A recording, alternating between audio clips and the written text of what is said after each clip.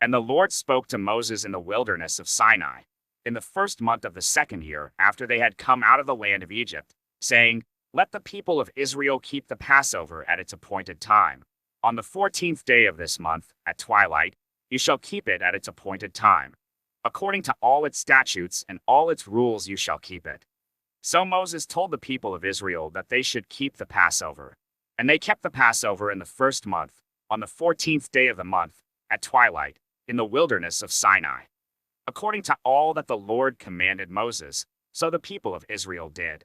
And there were certain men who were unclean through touching a dead body, so that they could not keep the Passover on that day. And they came before Moses and Aaron on that day.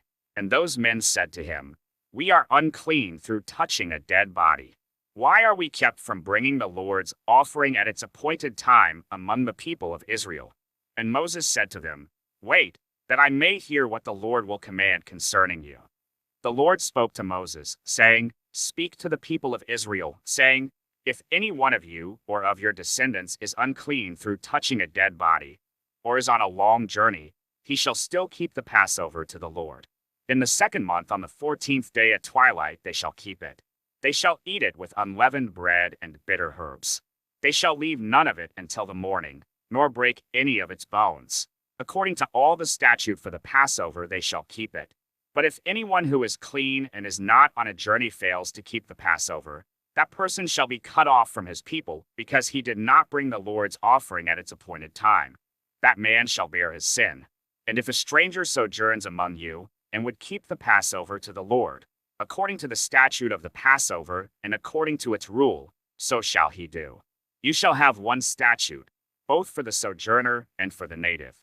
On the day that the tabernacle was set up, the cloud covered the tabernacle, the tent of the testimony, and at evening it was over the tabernacle like the appearance of fire until morning. So it was always. The cloud covered it by day, and the appearance of fire by night. And whenever the cloud lifted from over the tent, after that the people of Israel set out, and in the place where the cloud settled down, there the people of Israel camped. At the command of the Lord the people of Israel set out, and at the command of the Lord they camped. As long as the cloud rested over the tabernacle, they remained in camp. Even when the cloud continued over the tabernacle many days, the people of Israel kept the charge of the Lord and did not set out. Sometimes the cloud was a few days over the tabernacle, and according to the command of the Lord they remained in camp. Then according to the command of the Lord they set out. And sometimes the cloud remained from evening until morning. And when the cloud lifted in the morning, they set out. Or if it continued for a day and a night, when the cloud lifted they set out. Whether it was 2 days, or a month, or a longer time, that the cloud continued over the tabernacle, abiding there, the people of Israel remained in camp and did not set out. But when it lifted they set out. At the command of the Lord they camped, and at the command of the Lord they set out. They kept the charge of the Lord, at the command of the Lord by Moses.